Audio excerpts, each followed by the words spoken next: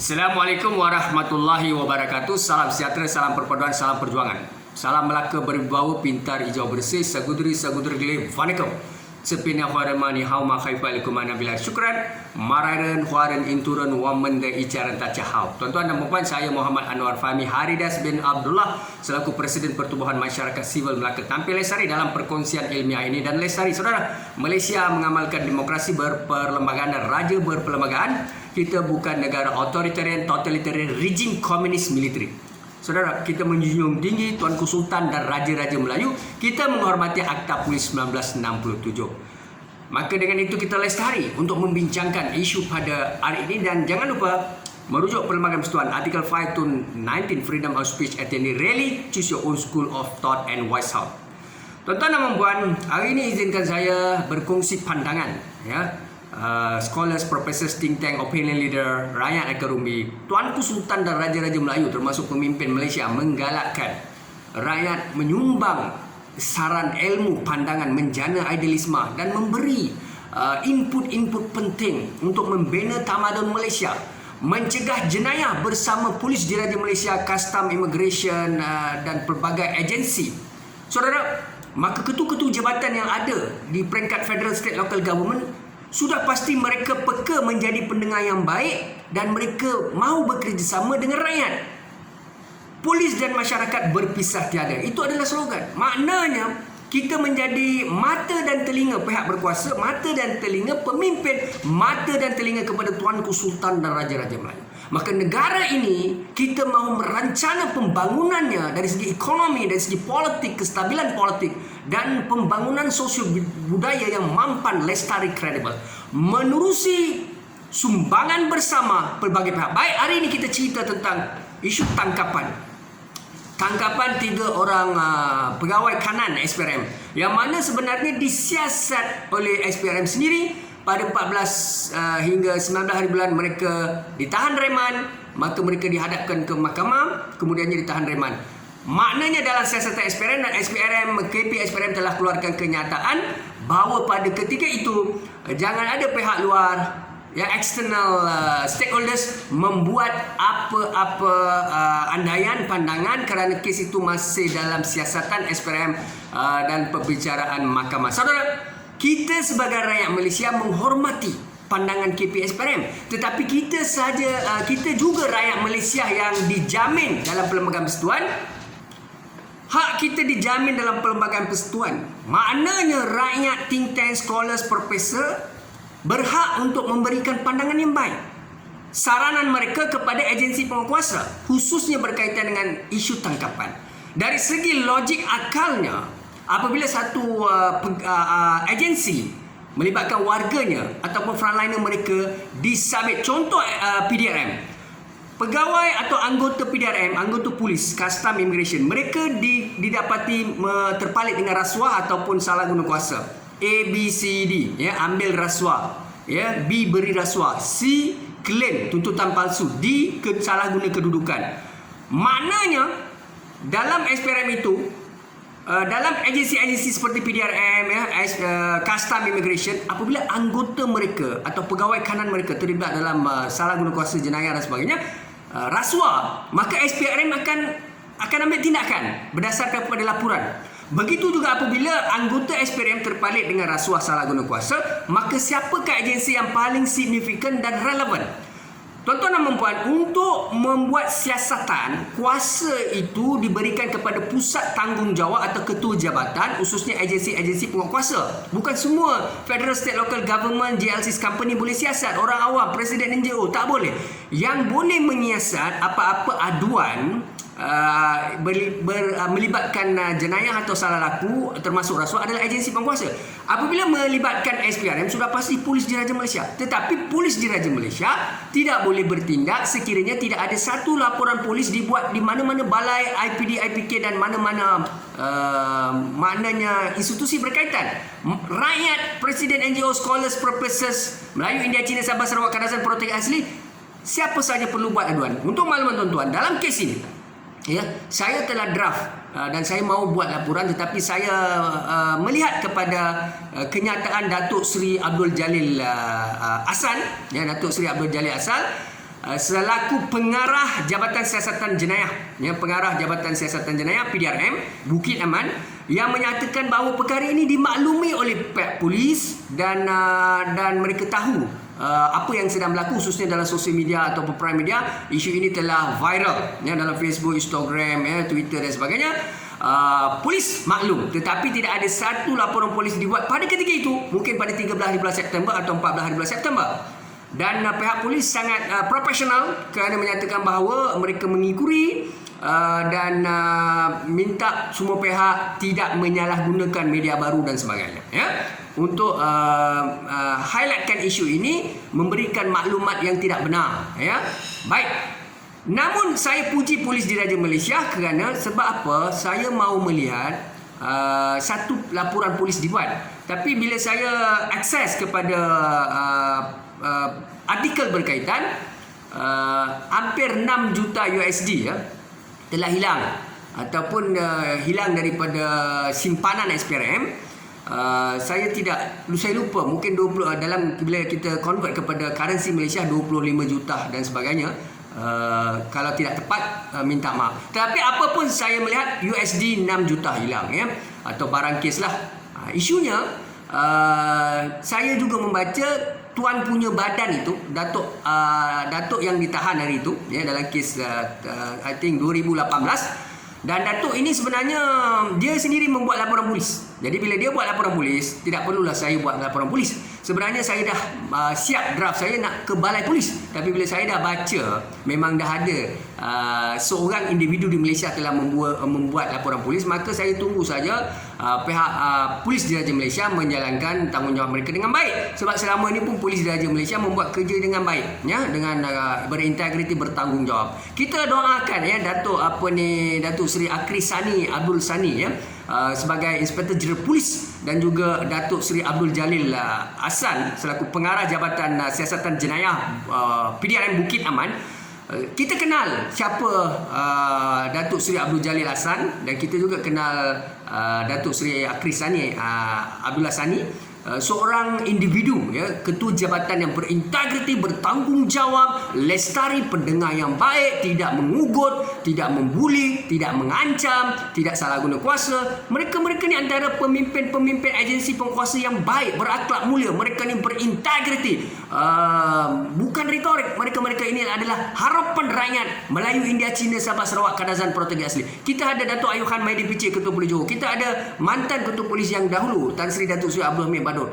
Dan kita ada ramai lagi anggota-anggota polis dan pegawai-pegawai kanan polis. Dan juga yang paling penting adalah, when you have a power, make sure that you can do the best for the nation, for the country, for the people.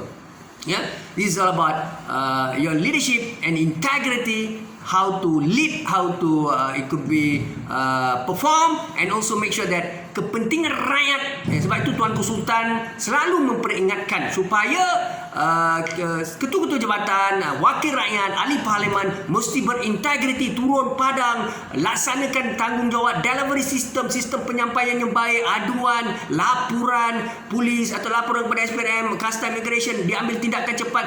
Jangan diugutnya rakyat, jangan diberi tekanan kepada mana-mana individu, termasuk whistleblower, mengancam presiden NGO, opinion leader, profesor sarjana, layman, siapa saja, memberikan maklumat, panduan kepada pihak-pihak penguasa. Maka pihak-pihak penguasa mestilah menerima dengan jiwa besar, dengan tenang, dengan gembiranya, dan membantu menyelesaikan, menyiasat kes itu, kerana rakyat sedang bersama Polis Diraja Malaysia, Ketua Polis Negara, pengarah bahagian jenayah, Jabatan Siasatan Jenayah PDRM, dan kita perlu bersama, menggembeling tenaga, keringat, minda, idealisme. Jangan ugut, jangan salah guna kuasa, jangan dengar pandangan si kitol yang memburuk-burukkan individu-individu yang tampil membuat laporan polis menjadi whistleblower. Kerana untuk makluman Ketua Polis Negara dan juga pengarah yang kita kasihi, Datuk Seri Abdul Jalil Hasan, pengarah Jabatan Siasatan Jenayah Bukit Aman, Datuk, saya nak maklum kepada Datuk, ini cerita benar, Datuk. Apa yang Tan Sri Abdul Hamid Bador nyatakan dengan Datuk Ayuhan Maidi PC berkaitan dengan ugutan, ancaman, pembulian, dan juga kacau ganggu kepada mana-mana individu apabila mereka mahu membuat laporan atau telah membuat laporan,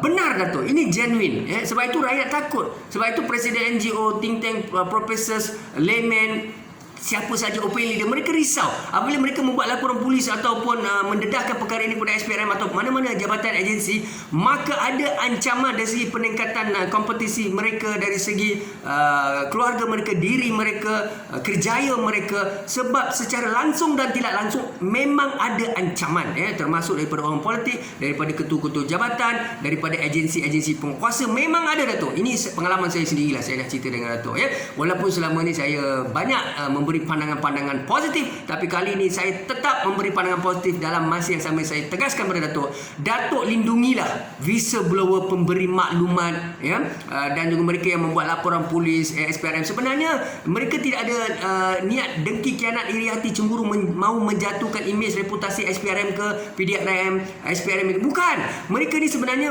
berintegriti tinggi, mahu mencegah rasuah, jenayah, salah guna kuasa. Mereka bukan ketua jabatan dalam PDRM, mereka bukan anggota PDRM, mereka bukan anggota SPRM, mereka bukan anggota custom immigration. Jadi mereka tak ada kuasa, Datuk. Mereka tak boleh libatkan diri. Apa yang mereka boleh buat, kerana kesedaran mereka cintakan negara, mahu bersama pihak agensi menyelesaikan isu-isu kes profil tinggi ataupun kes-kes rasuah, salah guna kuasa, dadah dan sebagainya, maka mereka buat laporan. Tetapi ancamannya adalah apabila kita buat laporan polis dan sebagainya, kita dikatakan sebagai mencari populariti, kita dikatakan sibuk, lebih kuat daripada senduk, lebih lebih kuah daripada nasi dan sebagainya. Jadi Datuk, ini semiotik perumpamaan.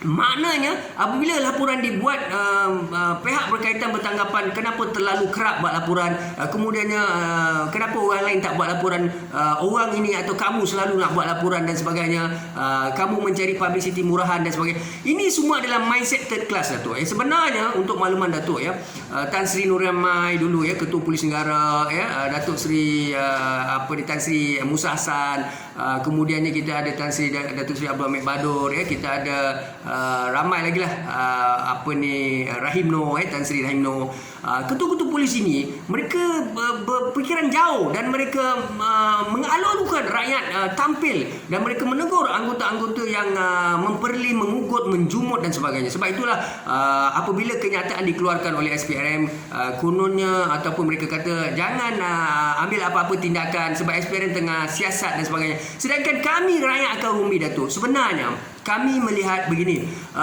apabila pegawai atau anggota SPRM yang terlibat, Datuk, maknanya polislah yang kena siasat, satu badan luar daripada sistem itu. Sebab kita tidak mahu ada bias, kita tidak mahu ada campur tangan. Walaupun mereka kata mereka adil, telus, tidak akan kompromi, tetapi hari ini kita puji dan terima kasih kepada polis di Raja Malaysia. Kenapa kita puji dan terima kasih? Sebab polis di Raja Malaysia menahan 3 suspek berkaitan. Selepas satu laporan polis dibuat, maka polis buka kertas siasatan, mereka ditahan dan didapati salah seorang daripada pegawai kanan SPRM yang ditahan itu, yang mencuri barang kes 6 juta USD ini, mereka memiliki pistol dan juga dadah.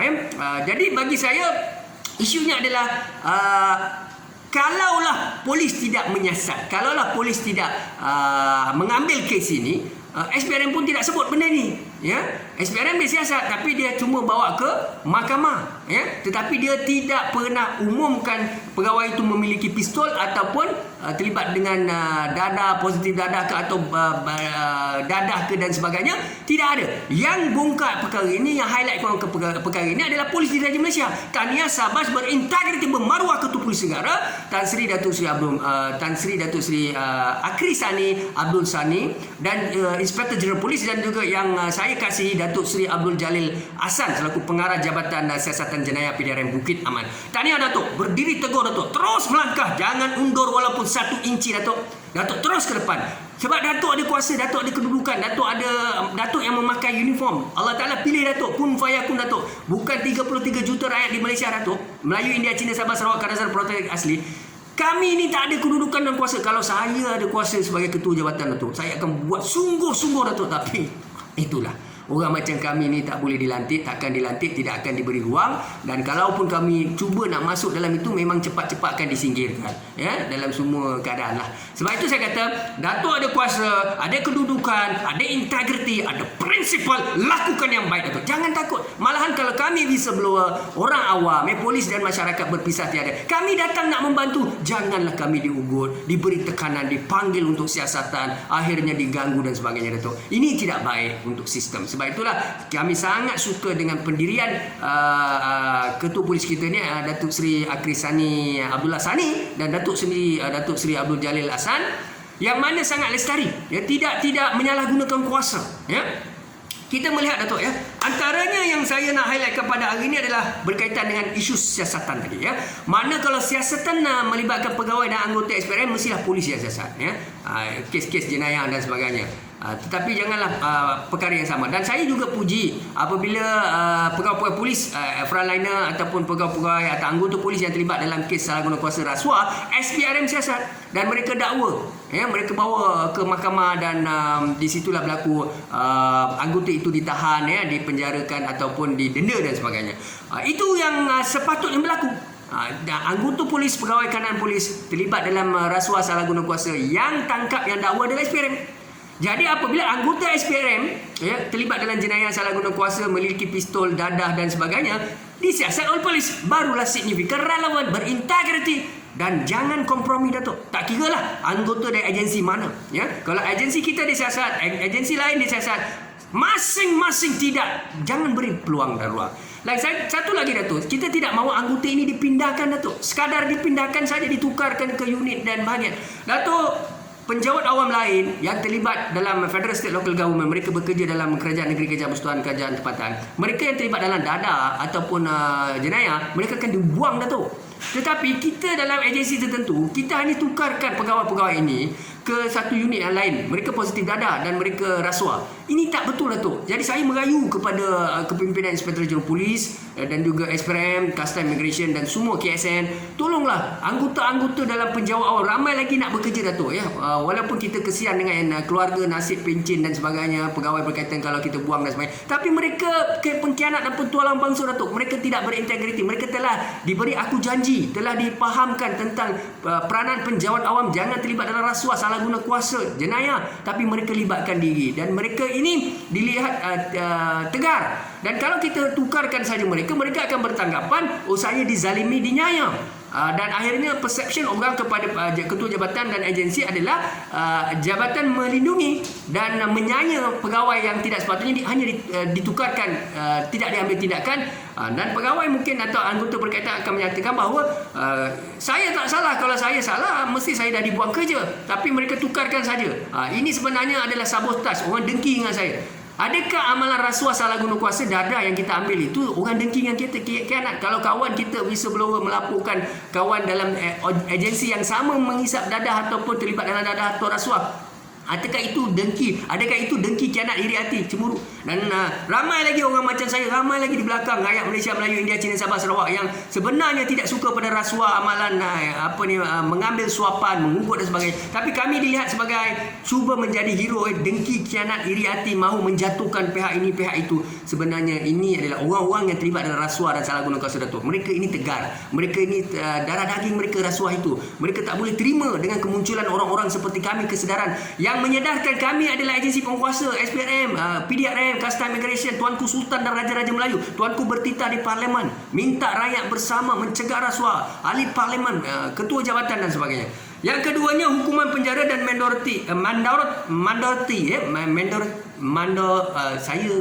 hukuman tegas. Secara disebut hukuman gantung sampai mati atau penjara seumur hidup ya. Hukuman yang perlu kita laksanakan seperti mana yang berlaku di negara maju Datuk ya. Negara-negara maju seperti Amerika, Australia ya. Kalaupun kita sebut negara-negara seperti negara-negara India, China, Korea Selatan, negara-negara ini tidak memberi ruang dan peluang kepada mana-mana individu yang korup salah guna kuasa. Mereka-mereka ini diberi ruang dan peluang. Malaysia ini kalau pertuduhan ini dibuat, hanyalah mereka ini dihukum ataupun dendaan ataupun disebut mereka dilepaskan ataupun kes-kes itu digugurkan kerana saksi utama tidak konsisten atau tarik kes dan sebagainya, ataupun pihak berkaitan yang dituduh telah membayar melangsaikan hutang dan sebagainya. Jadi inilah kita mahu hukuman-hukuman yang dikenakan oleh agensi penguasa kita perlu kaji di Dewan Negara, wartakan semula hukuman itu, perkasakan supaya hukuman yang tegas. Dan kita juga mahu yang ketiganya adalah kes pegawai penguasa salah guna kuasa mengugut menyarankan. Yang ini saya sebut tadi, maknanya ada frontliner, think tank, opinion leader, orang awam membuat laporan polis dan sebagainya, tetapi mereka diugut, diancam, dibuli, dilihat tidak normal, tidak waras, sampai ke situ. Sebenarnya orang-orang macam tampil memberi pandangan, ruang dan sebagainya, mereka tak ada platform, mereka tidak boleh mendidik rakyat, menyatakan pendirian, mahu rakyat fokus, mahu agensi penguasa, KSN, Tuanku Sultan dengar apakah hasrat akar undi, sebab mereka tidak ada chances, they don't have the opportunity to convince the stakeholders. Mereka menggunakan broadcast media, prime media dan sebagainya, printed media, sebab selected scholars yang diberi ruang. Jadi mereka menggunakan industri 4.0, Internet of Things, makna teknologi untuk bercakap, tapi cakap yang benar lah, jangan tidak menghormati Akta Polis 1997 ataupun fake, itu bahaya, tidak mengikuti Akta SKMM. Dan kita juga melihat kepada di mana saya sebut tadi, kes anggota dan pegawai tidak berintegriti atau motivasi tinggi sebab korup dan ambil ledah. Datuk, ini poin-poin saya melihat sebenarnya ada dalam agensi-agensi kita, tidak kira lah federal, state, local government, mereka ini sebenarnya tidak fit ataupun tidak amanah, berintegriti, tetapi mereka kekal kerana mereka dilindungi. Kalau mereka sendiri harapkan pegar makan padi, mereka korup, ada dadah, miliki pistol, Datuk bayangkan. Datuk, saya sebenarnya mengikuti undang-undang polis, Akta Polis dan sebagainya. Saya sendiri kalau kereta saya, dulu saya pakai tinted hitam kerana keselamatan, tapi apabila saya tanya pada pihak polis, minta kebenaran adakah saya boleh pakai, dan saya dikatakan tidak layak kerana isunya itu untuk pihak-pihak yang VIP dan sebagainya, perlu ada permohonan. Dan saya buat permohonan dan cadangan kepada Ketua Polis Negara, kepada Perdana Menteri, kepada YB Lok, Menteri Pengangkutan JPJ dan sebagainya, supaya rakyat yang terancam keselamatan dirinya dibenarkan atas isu keselamatan dan juga kebenaran polis, termasuk VIP dan sebagainya, dan menjual ataupun saya mencadangkan itu, cadangan saya, supaya pihak agensi penguasa ini menjual tinted itu kepada orang-orang yang rasa dirinya terancam, seperti ibu yang mengandung bawa anak atau suri rumah dan sebagainya. Kadang-kadang anak mereka dicolek sebab penjenayah tahu siapa dalam kenderaan dan sebagainya. Tapi mereka-mereka yang pakai tinted gelap dan sebagainya mestilah nombornya berdaftar, dikawal oleh pihak polis Diraja Malaysia, mesti register. Jadi begitu juga kalau kita nak miliki pistol dan sebagainya, mahal, bukan senang, permit pistol, senjata dan sebagainya sangat mahal. Jadi tidak mampulah kita miliki, seperti negara Thailand, negara-negara maju, mereka boleh, tetapi dia ada pro and cons, bahayanya miliki senjata dan sebagainya, tetapi mestilah terkawal. Tetapi di sinilah saya menyatakan bahawa pegawai-pegawai atau agensi-agensi yang kita ada, kalau korup, salah guna kuasa, minum arak, pergi kelab, Datuk tahu yang pergi kelab malam, yang ada pesta-pesta dalam organisasi, institusi, tak masuk akal, Datuk. Macam mana tempat kerja, dekat situlah ada pesta hiburan, arak dan sebagainya. Kalau itulah akhlaknya, Datuk boleh tahulah. Sebab itu saya kata, tak kira siapalah, penjawat awam ke, JLC ke, individu ke, dan siapa saja, tidak berintegriti, bermaruah, berprinsip, maka kita mestilah keluarkan mereka daripada sistem agensi penguasa, custom, immigration, SPRM. Kita lucutkan pangkat mereka, kedudukan mereka, buang kerja mereka, ambillah orang-orang yang berintegriti di luar. Bukan saya, ramai lagi, sebab kalau saya sebut saya dah tak sampailah dengan usia saya, dan keduanya saya melihat bukan mudahlah mahu duduk dalam sistem itu. Ramai lagi anak-anak muda di luar Melayu, India, China, Sabah, Sarawak yang ada potensi, berintegriti, mereka mahu bersama polis, bekerja bersama polis, immigration, custom, ambillah mereka. Dan seterusnya kita juga melihat Datuk ya kepada calon-calon yang berkompeten. Jangan ambil anak beranak bapa polis ya, bapa anggota immigration, custom immigration. Kita beri ruang kepada anak-anak kita. Kalau anak-anak kita tidak ada karisma, tapi kalau mereka layak, mereka berintegriti, berjiwa besar, tak apa ya. Tapi kalau kita ambil sekadar disebut sebagai asabiah kabilah, ini bahaya. Dia akan mengundang masalah long term. Sebab itulah kita melihat ya. Dan kita melihat kepada tempatkan ya ketua jabatan ya. You have to assign the right leader to hold the right position in the right moment ya. Maknanya ketua-ketua jabatan yang berintegriti, bermaruah seperti Datuk Seri Abdul Jalil Hassan ya, pengarah Jabatan Siasatan Jenayah Bukit Aman. Kita ada Inspektor Jeneral Polis Datuk Seri Akrisani Abdul Sani, Datuk Ayuhan Maidin Piche, dan ramai lagi ketua-ketua polis negara, IPD, IPK, Balai dan sebagainya. Mereka yang bermaruah, berprinsip, yang benar-benar tidak korup, salah guna kuasa Datuk. Kita kena beri ruang dan peluang. Kalaulah orang-orang seperti Datuk ya ada dalam sistem kepolisian ya, dalam immigration, dalam custom, SPRF, kita tak ada masalah. Pegawai ada pistol tanpa kebenaran permit dan sebagainya, lesen, dan juga kita tidak akan ada isu pegawai terlibat dalam rasuah, pegawai mencuri harta barang kes, dan ini tidak timbul. Tetapi apabila mereka tidak integriti, bermaruah, berprinsip, maka mereka lakukan perkara itu ya. Dan aduan dipandang remeh okey, yang ini saya sebut dah Datuk ya, bagaimana masalah kita dalam negara ini apabila siapa saja memberi pandangan mencegah rasuah ya. Sebab ada stigma ataupun mindset yang menyatakan bahawa rasuah, salah guna kuasa itu biasa di mana-mana saja, siapa saja buat, orang Islam atau bukan Islam ya, itu perkara biasa. Tapi kenapa kamu dengki, iri hati, kamu saja nak jatuhkan orang? Datuk, itu adalah amalan-amalan tidak baik ya, salah guna kuasa, rasuah, jenayah dan sebagainya. Maka orang buat laporan dan mereka mengharapkan pihak agensi penguasa mendakwa, dan kita dakwa kalau boleh hukumlah ya, maknanya penjara mereka, bukannya lepaskan ya. Biasanya kita tahulah trend dia adalah bekas pegawai jabatan ni, bekas. Kenapa? Sebab nak selamatkan pencin. Ini kita faham, tetapi ini tidak betul lah tu. Kita perlu ubah. Saya bukan sebut pada Datuk aja, saya sebut kepada semua agensi ya, pemimpin, ketua jabatan Perdana Menteri, jemaah menteri, kepada kita minta kepada Tuanku Sultan dan Raja-Raja Malaysia supaya menyantuni ya. Jadi hukuman mesti tegas ya, setinggi mungkin ya, mandatory ya. Saya mandatory tadi, saya tersasul ya. Mandatory adalah hukuman yang sebenarnya perlu ditegaskan ya. Sebab itu hukuman di Malaysia kita tengok menangkap orang setakat didenda ya. Sedangkan bekas hakim ya negara, ketua hakim bersama Tan Sri Musa Hassan dulu dalam satu video YouTube saya melihat menyatakan bahawa penjenayah itu individu berkaitan songlap ataupun disebut rasuah dalam jutaan ringgit, tetapi hanya dijatuhkan hukuman oleh hakim denda setakat 10,000. Dan ini adalah kebiasaan, kelaziman.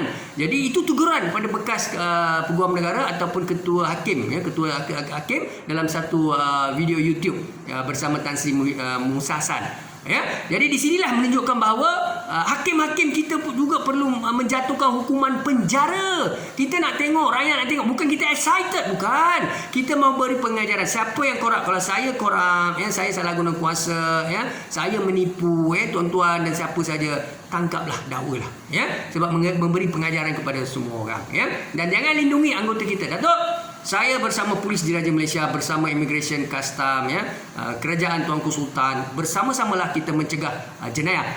Negara kita, tanggungjawab kita Datuk ya. Inilah barisan kita yang ikhlas berjuang, siap setia berkorban untuk Ibu Pertiwi. Sebelum kita berjaya, jangan harap kami pulang. Inilah sumpah pendeka kita menuju medan bakti. Baik, saya nyanyi, saya beri pandangan. Ada orang suka, ada orang tak suka. Apa pun Datuk, saya minta Datuk nilai secara baik. Syukranan dari Waalaikumsalam. Assalamualaikum warahmatullahi wabarakatuh.